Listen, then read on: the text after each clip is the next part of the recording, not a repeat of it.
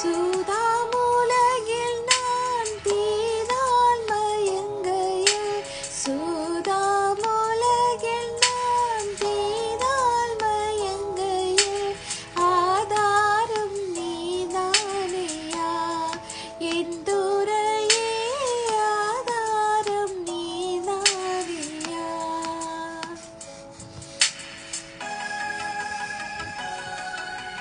அவரே நம்முடைய ஆதாரமுள்ள தேவனாய் இருக்கிறார். அவரை என்றும் நாம் பணிந்து கொள்வோமாக.